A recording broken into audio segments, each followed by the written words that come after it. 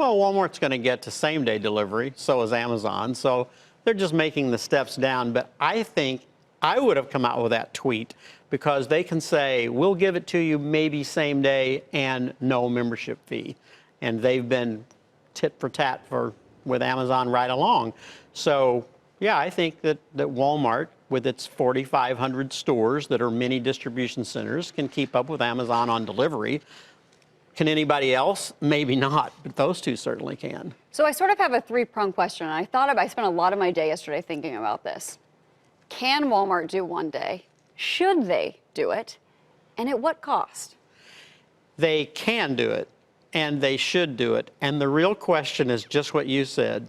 What's the cost to them to do this? What's the cost to Amazon? They've already told us hundreds of millions of dollars. But what's the cost to everyone else? Because market share is what it costs everyone else.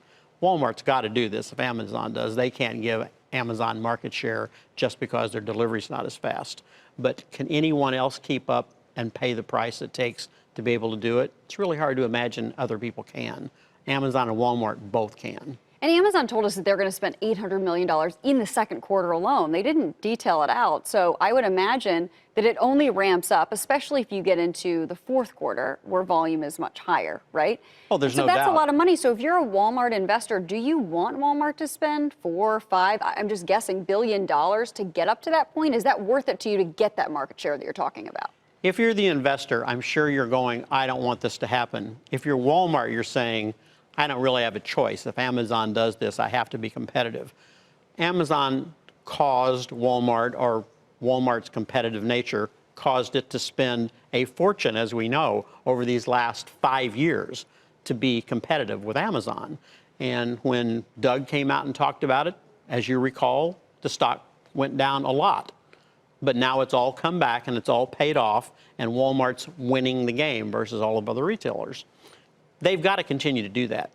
I've been watching Walmart, as you know, since 1968.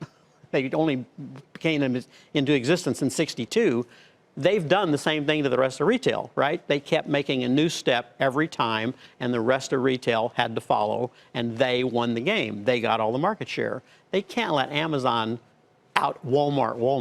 Walmart will fight this battle to the bitter end. The question is, do you still want to own the stock? Right. My answer is, yes, you do, just like you still want to own Amazon stock. These two win the game. Okay, so they're not the only two players, Jan. We do have an analyst call that actually is just crossing on Target. Barclays upgrading the stock to overweight. The firm says that Target appears to have the most competitive advantages in apparel and home furnishings, and the stock is up about 2% on this upgrade. What do you think about this call on Target from Barclays?